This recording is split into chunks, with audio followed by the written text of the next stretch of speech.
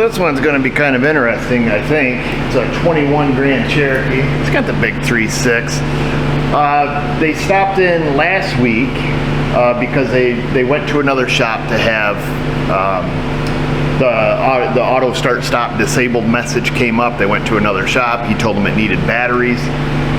Apparently they put batteries in it, but when that was all done, a whole bunch of lights came on the dash. It was doing a lot of weird monkey business.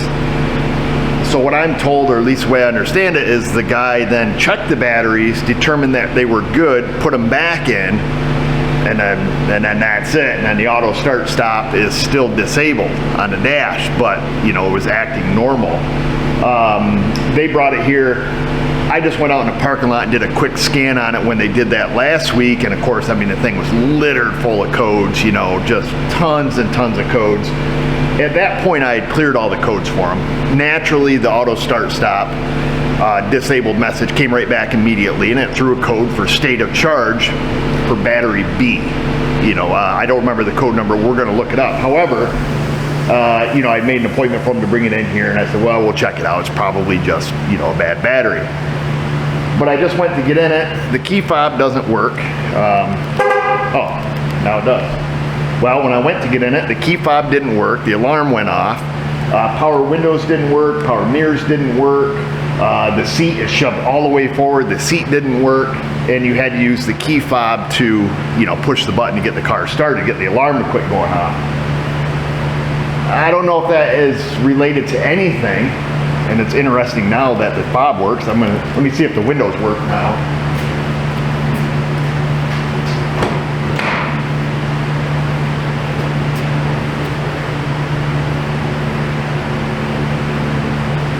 The seat still does not move.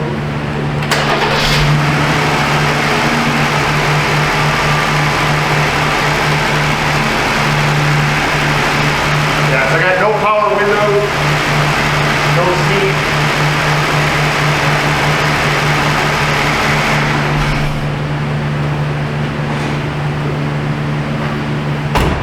Okay, so I still have no power windows and no driver's seat.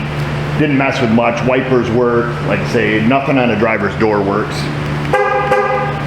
I'm surprised it double locks and blows the horn with the hood open. So definitely some flaws in their system.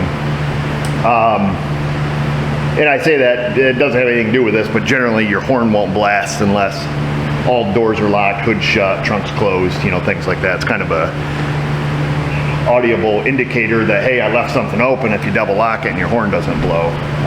Anyhow, it's here to have the start-stop system looked at, so let's look at that first. Is it related to any of this other crap that doesn't work? I don't know. There was no customer complaint about any of that stuff not functioning. So that's kind of bizarre. Knowing that I know I cleared all the codes, let's start there. Don't mean to draw this out much longer, but and I left my Altel plugged in over the weekend, so it's stone dead. Starting out a great day, right? Keys on. I pulled the actual physical key out. I left the fob in there because we can't roll a window down. Just did the scan on it. Like I say, when it was here last week, all this was green. That's how it except for the codes for battery B, I believe it was. It's an odd code. Yeah, this one here, this P00FD, battery B state of charge. So we have loss of comm with cruise control module, loss of comm with cruise module, automated driving system control module A, lost comm with comfort seat module. Okay, so we have lots of lost comm codes.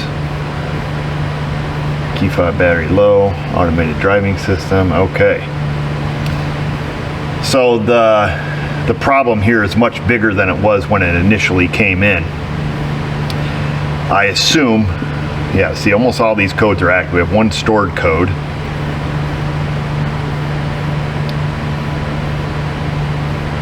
Okay, very interesting. Tell you what, I'm going to save this report and then I'm going to clear it, and I assume all of these are going to come back. And then before I proceed with anything, I'm going to have to call a customer at this point, because I'm not going to go through and just fix this and then the lady shows up and, you know, nothing works, doors don't work. right now is the time to stop, because if there's going to be an ever since you problem, it's best to have that before you do anything, if that makes sense. I'm going to tell the customer my observations. Hey, I noticed this, this, and this. Would you like me to look at that, or would you like to come pick up your car? That's how we're going to handle this, so stand by. I went to call the customer, and she called me first. Said her Jeep is messed up, so she's kind of aware of things that are happening and just hasn't been driving it. And apparently it happened a few days after she had visited us the first time last week, and I went out and had cleared all the codes that I assumed were set by the previous shop, fiddling with these batteries. So here's what I noticed. I printed out her original codes. It's got a lot more codes now. The body control module's going kind of wonky. But at the end of the day, I made myself some notes. The driver's door module is not communicating. Passenger door module, memory seat module, the ADAS module, all 4 of the comfort seat modules, whatever they are, numbers 1 through 4, they're not working.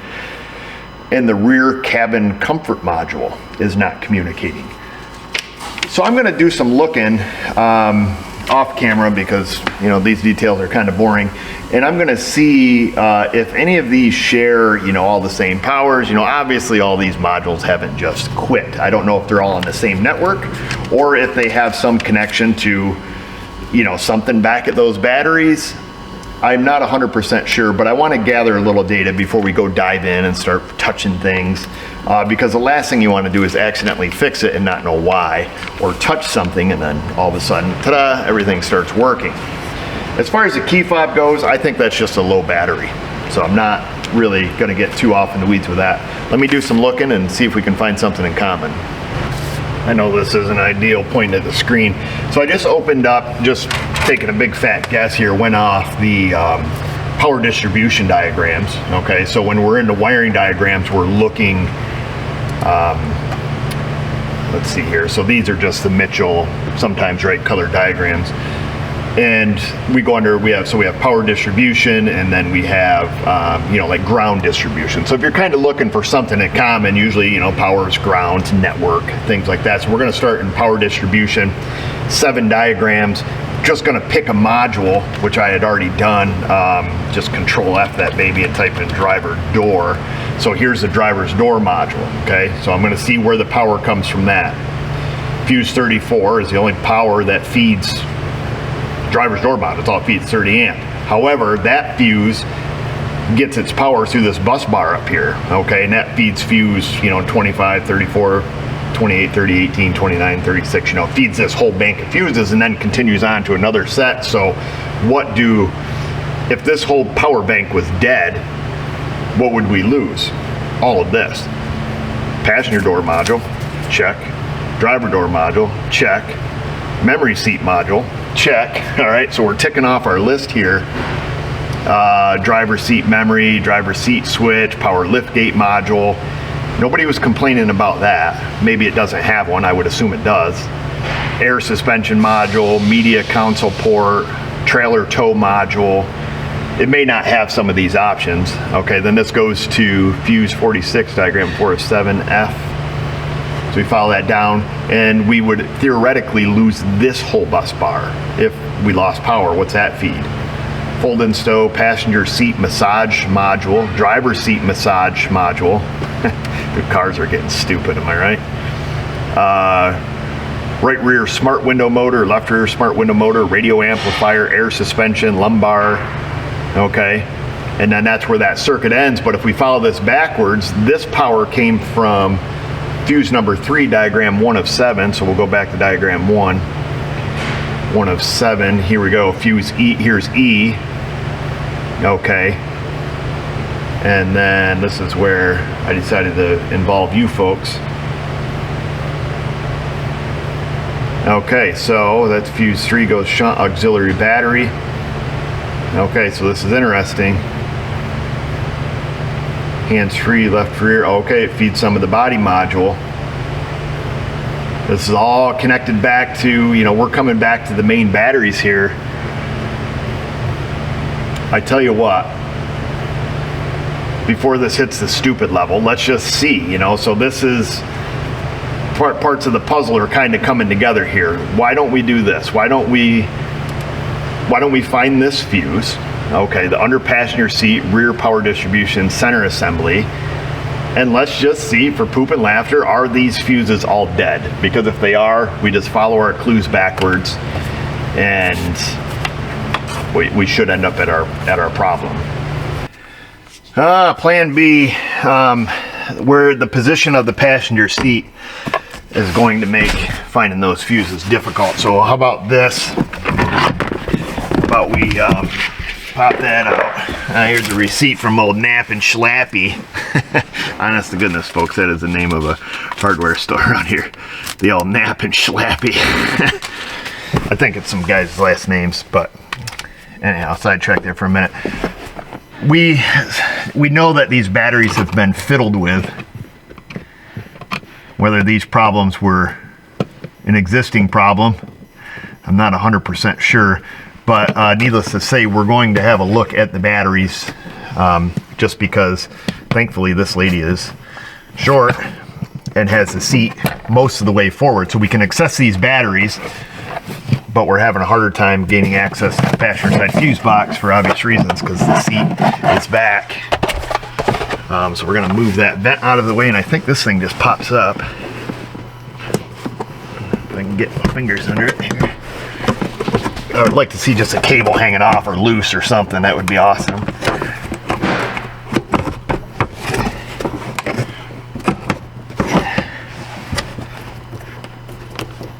That's tight. How the heck does that come out of there?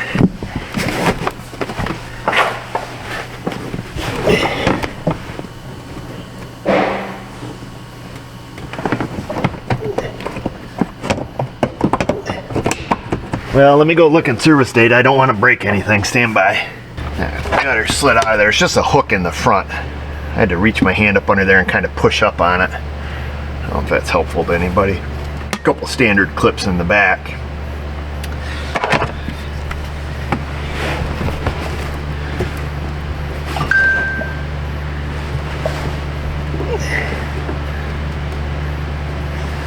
Oh, there's an add-on fuse there. It looks kind of factory. A little fuse sits right here. All right. Doesn't look like anybody's fiddled with this one. Maybe I should have looked at the diagram a little harder. Maybe it's all off the auxiliary battery. Let's go have a look at that. And then while we have this open, I see it is the OG. We will test it. But it's interesting because it just doesn't look like it's been fiddled with, you know. Try to move the passenger seat all the way forward if we can.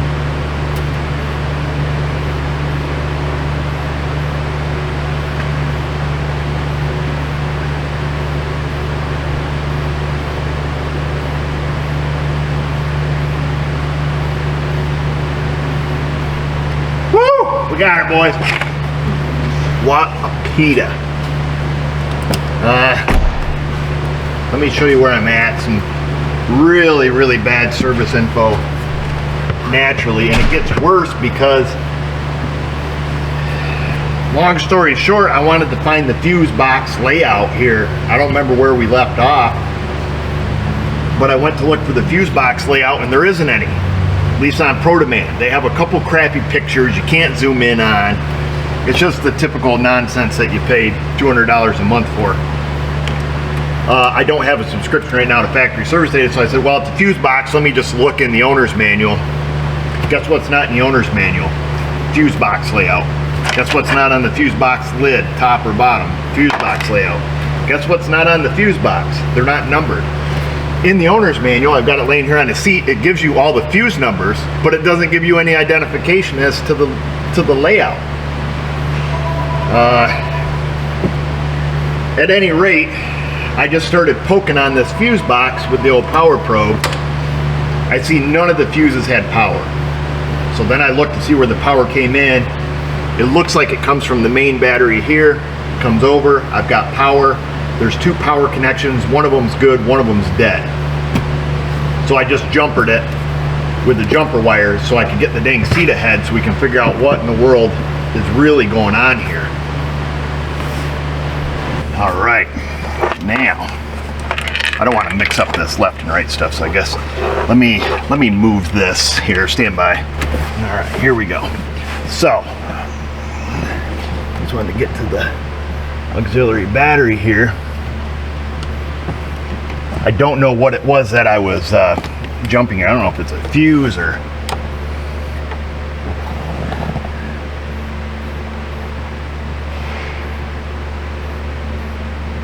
if it's just pure power distribution hookup here.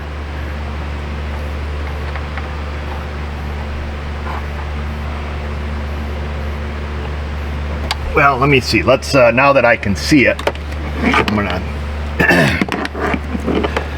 what a real flaw in the design. So in order to change this battery, they tell you to remove the seat. Okay, that's part of service data.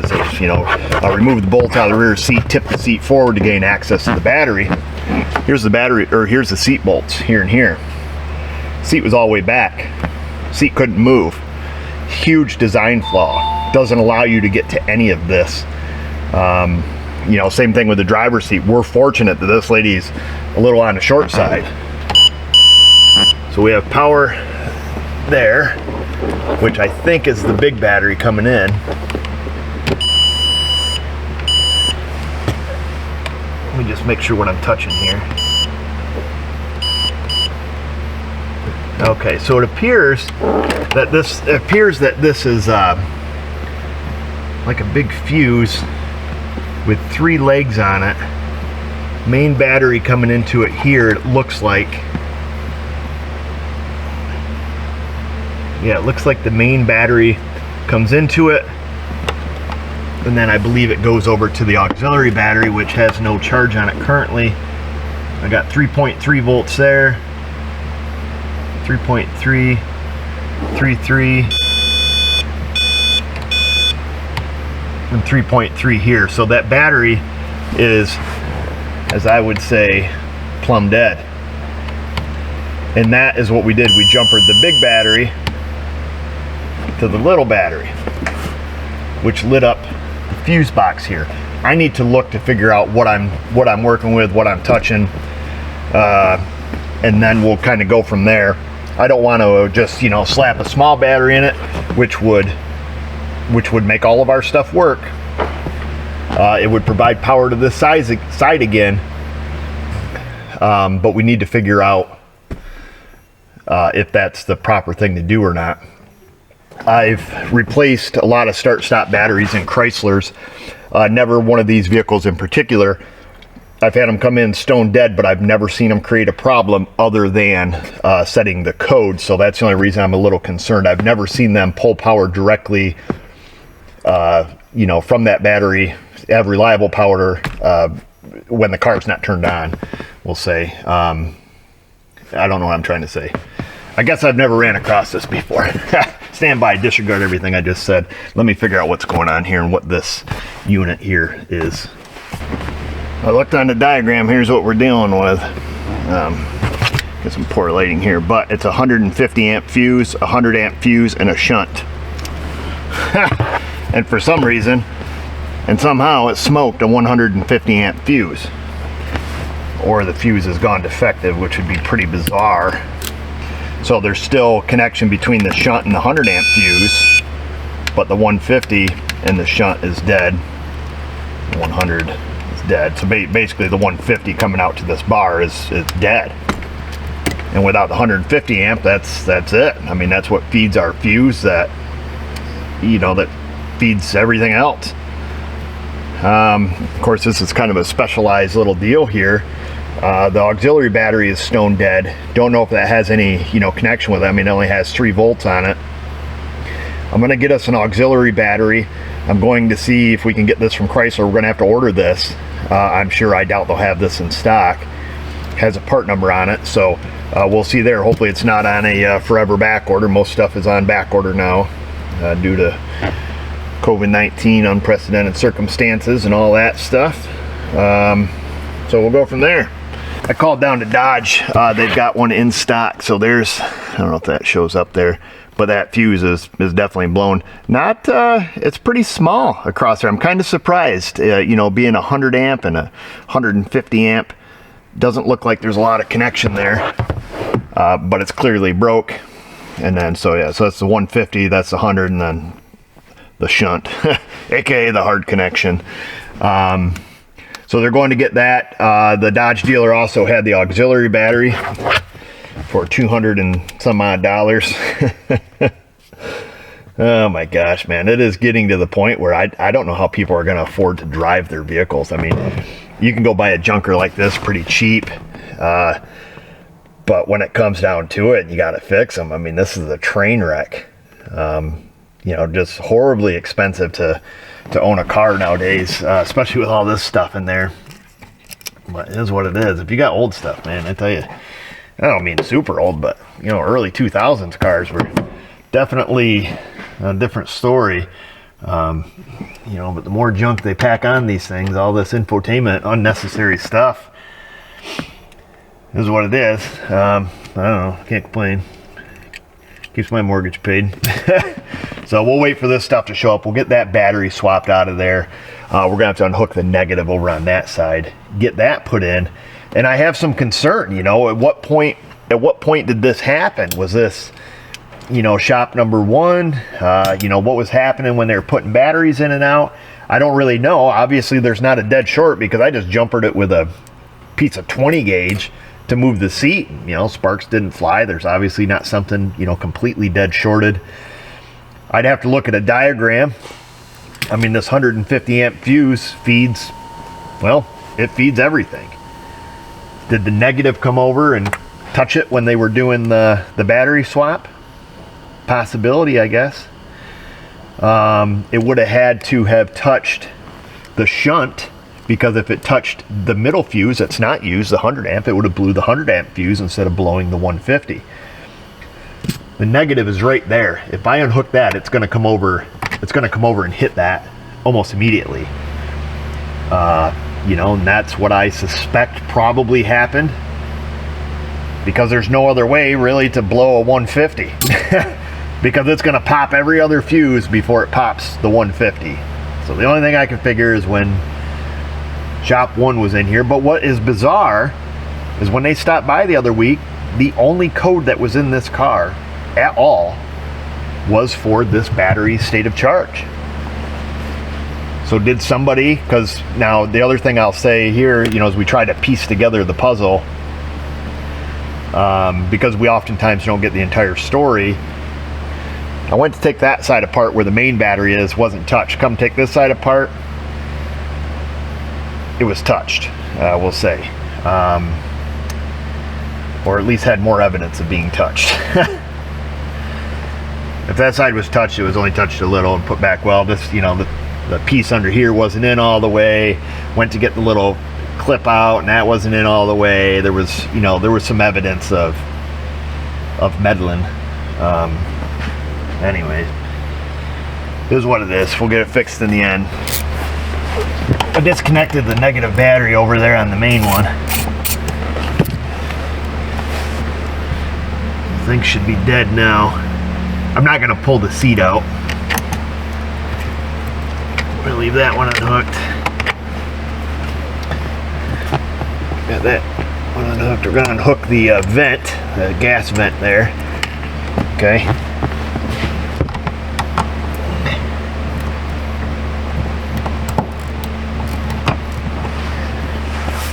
Gonna have to go get a wrench for that.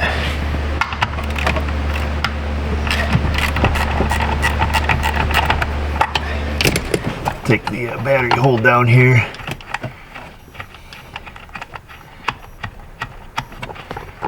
I really would love to know this whole story. At the end of the day, we'll get it back together here. We'll scan it for codes.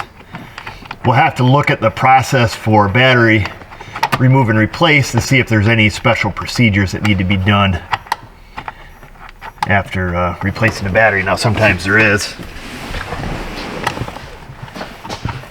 and sometimes there isn't.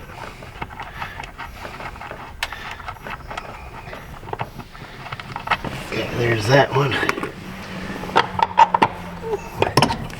We'll get the hold down. And it's curious, Mopar dealer had that in stock as well as their battery.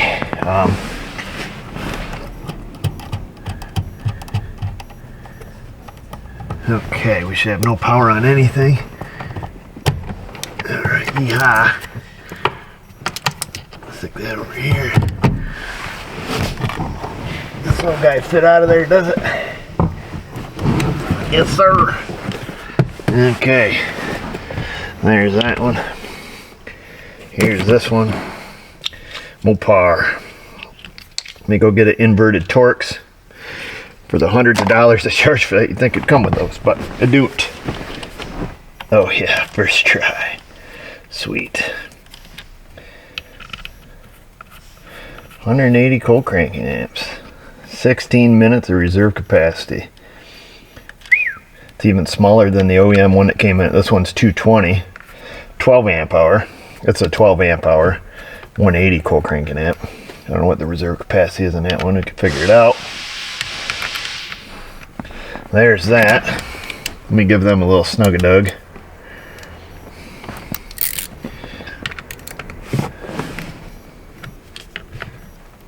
Okay, those are both torqued to spec. Never mind, I was going to stick those on there and send it back. A different style. Oh, that one's negative, that one's positive. Guide me in, baby. There we go. We're guided back in. I'm going to slip the positive on there. I'll leave that negative off for a moment. We'll get her tied back down here. That's the nut with the big washer on it. You probably can't see what I'm doing under here. That's okay. It's a low crash production, so don't expect a lot. You won't be disappointed. That's what I say. It'll be a lot easier with the seat out of the way.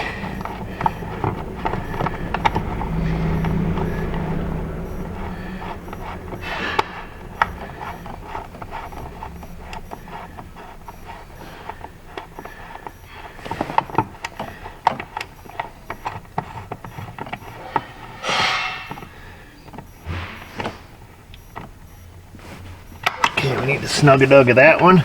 We're going to throw one of these nuts on the positive.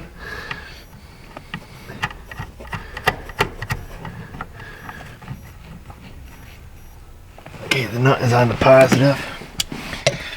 We'll get back in there with our torque wrench here. We'll lightly snug it up for now, and then we'll come back with the torque wrench here at the end.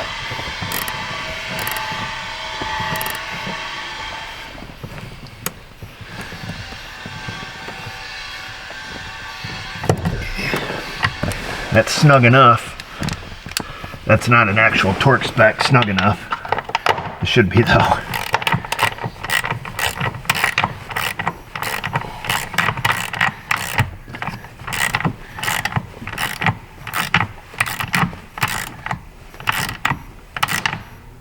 Okay, that's the hold down bolt.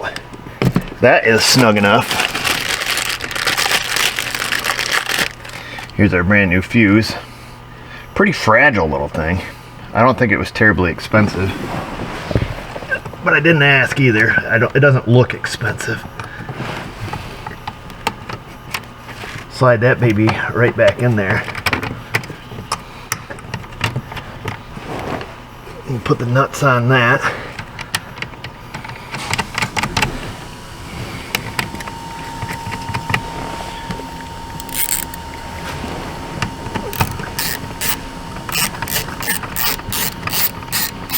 Everything is depowered still.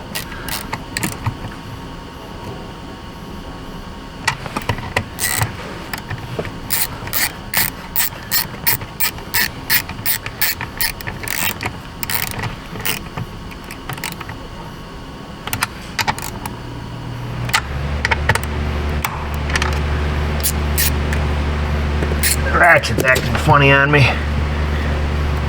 There's that one. Snug, snug, snug. I'm gonna hook up the, shouldn't matter which negative we do first. That one's completely off over there. Hook up that negative.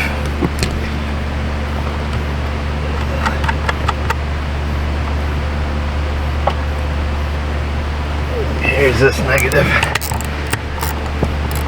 Oops.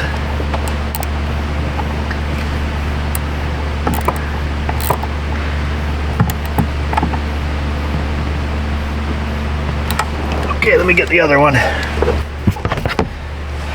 We use the old nap and schlap receipt for an insulator.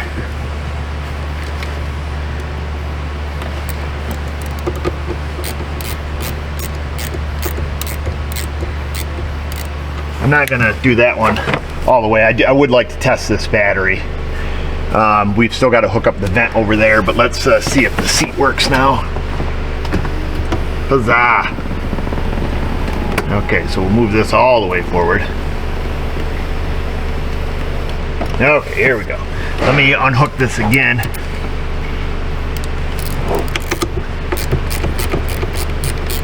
Let's just test this battery for poop and laughter. We got a spec on it here, 650 co-cranking amps. Okay, let me go get a battery tester. Oh, let's see, out of vehicle test, because we're just testing the battery stationary here, so that's what we're going to do. So she's a 12 volt. It is an AGM, and what do we say, 650? 650. 650, 12 volt, AGM, 650 CCA. Start the test. It's in progress. The survey says she good. 87% state of charge. Testing out at 640 CCAs. It's 44 degrees F. It is pretty chilly. Okay, fantastic. We're gonna hit the report. We're gonna print that out for the lady. Everybody likes the little printout. Am I right? Uh-oh, we're almost out of paper. Okay, print job complete. We know that one's good. We'll save that for. One hook that. One hook that. And we'll hook up that. And we'll leave the nap and schlap right there. Not a sponsor, by the way.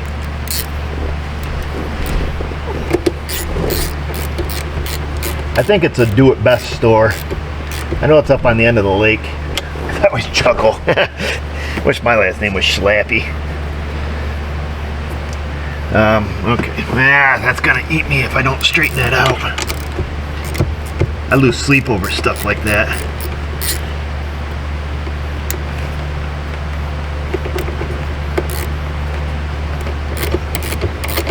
That's make or break it at the car show. They open that up, they're like, your battery intelligence sensors at a 87 degree angle, OEM would have been 90, boom. You're going home with a last place trophy. Or none at all. Alright, everything is good under there, right? We looked at that positive already, I'm sure of that. Alright, let me put the plastic bits here back under this seat.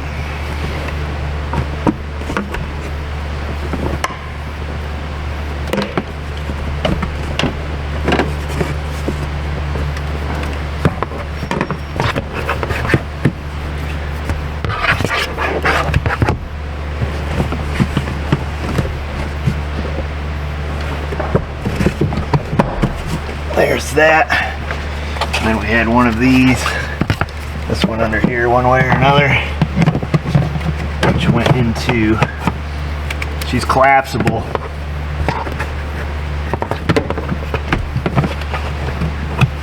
And then that slides out back into that hole.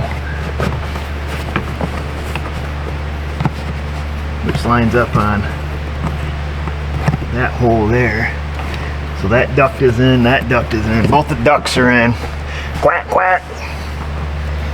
And then we've got a scrivet That goes down through there. Bada bing, bada boom. Let's grab this stuff and finish the other side.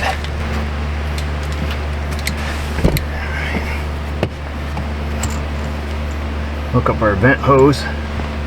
Boom. Everything's tight there. Those are tight. I came back through there a minute ago with the torque wrench. Obviously, torqued everything.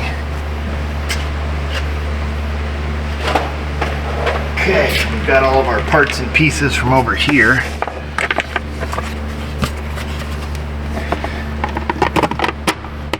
There's that. You know what? Instead of being a bunch of ding-dongs, why don't we make sure we have communication with all of our modules before we put all this crap back? That would be the smart thing. Alright, let's hook up our battery maintainer again. Let's just talk about something here. How would you like to be out there, have to jump start your car, and that's what you have? You got your ground here, and you got this little tiny negative, positive. I'm talking like this. So, I don't know. Whatever.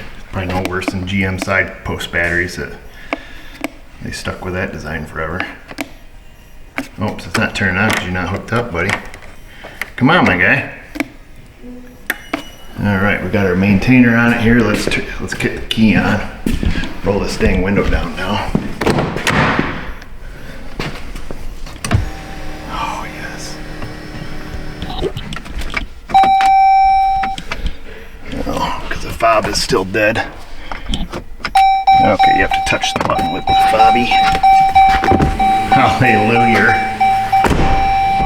Jeez Louise. Okay, we're probably gonna have a million codes. Let's see here. Let's just do a fault scan. We should have much more green over here now. How come we don't have a driver's door module? Do we have our ADAS module? Oh, that's weird.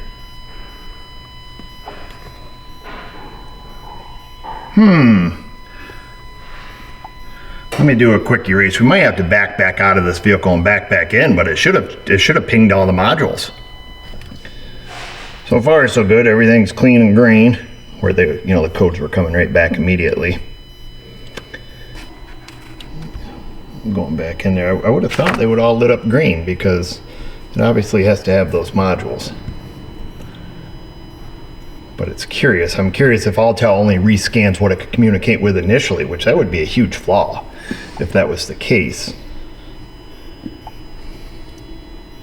Okay, here we go. So now it brought up all those other modules. That's something to know. I've never ran across that on Alltel before. Usually if we have no communication with the module and all of a sudden we do again, we just do a fault scan and it'll continually ping that module. So that's something to keep in your back pocket. I'm just going to take and erase the codes out of those. So it's passenger door module, power liftgate module, whatever that one is, memory seat module, driver door module. That's going to be the rear cabin comfort module. And then that's the adaptive cruise control module there. That really makes me wonder about Alltel and how it's doing that, why it skipped those modules. Anyway, we'll get the codes cleared out of here. I'm gonna look in service data to see what the story is on battery replacement. Everything cleared nicely, it's all clean and green. Do not see any special instructions in service info. I just want to start it.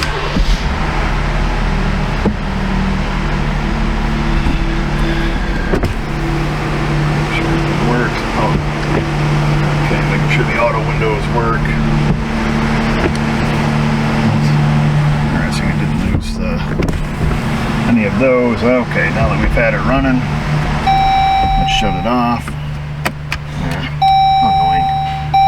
Okay, it actually worked that time. So let's go see. Well, actually, you know what? I didn't even look at the dash. The auto start stop disabled light was gone, right? Yes, because it was popping up down here. Okay. All right. Huzzah. Let me just scan for codes now. Oof. Big project here. Let's just make sure we don't have any funny business. Okay, right, we got one code there in the radio frequency hub. Oh, key fob, one battery low. We can fix that too. Taking care of stuff here, and just to show you guys I'm not an idiot. So here is your owner's manual to the Jeep, the 21 Grand Cherokee going off-road, and just don't do that and you'll be fine. Looking up the fuses, here's a fuse, here's a bad fuse, here's your fuse identification and the underhood fuse box location. Okay, they give you all these beautiful numbers.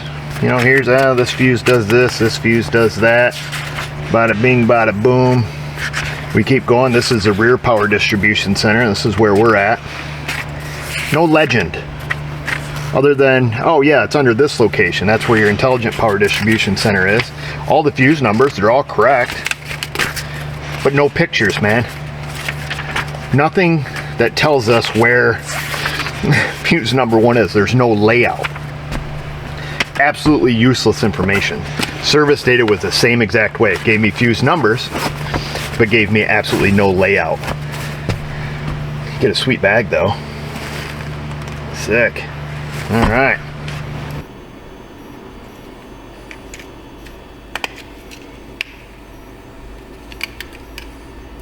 A 2450. Let's see if Mrs. O has one of those. Negative. We've got about every number except that one. I tell you, these button batteries, man. We carry tons of these things. Well, for some reason, not that one. Kind of works right now. The battery is low in it, because like I say, it didn't work at all this morning. And then obviously it did when I pulled it in. You guys saw that. Napper's got some of those batteries, so I'm going to have them send up a few. We'll put a couple in stock, and we'll stick one in this lady's fob, and I'll clear that last code out of it. Now, I didn't see anything special about replacing the batteries or any procedures that needed to be done, and just in case service data is lying to us, I just poked through the scan tool as well to see if there's any, reset procedures listed, and there's not. The only thing there is you can reset the counter for the starter, for the automatic start-stop system, so it knows how many times the starter's been used. I imagine it's a lot like Toyota, where after a certain number of starts, 500,000 or whatever the number of starts is, I'm sure it throws a code, and then you have to clear that counter after you replace the starter. So really economical system, that forces you to replace your starter. It has multiple batteries, and we're saving the environment one little bit at a time. That's me being facetious. Anyhow, it is what it is. Why did it happen like this? I don't know. I'm afraid it's a lot of, like my house, where I find something that's out of place and I ask everybody and nobody knows. But it's just like it was when I was growing up. My parents would come in and ask me stuff, and not me lived at my house as a child as well, because it wasn't me, and it wasn't any of my brothers, it wasn't my sister, so we have no idea who did it. But rest assured, somebody did it. Anyhow, it's nothing new. I'm quite confident in our repair. Like I say, looking at the layout of that 150 amp fuse, there's only a couple things that could have happened that would have blown that fuse. So that's where we're at. The main battery's good. Auxiliary battery is obviously good. It's new. The fuse is, now been replaced, so that's all good. And all systems are restored.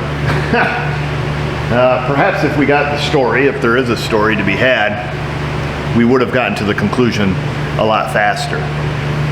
Instead, we just followed the facts like we often do. Yeah, often, not always, so as we often do, because sometimes we don't. And it led us straight to the problem. So it's a relatively easy one, but it took a little bit of time because it's an unfamiliar system as well. So anyway, that's it. Insta, Facebook, comment section, it's all the same stuff. And just remember, viewers, if I can do it, you can do it. Thanks for watching.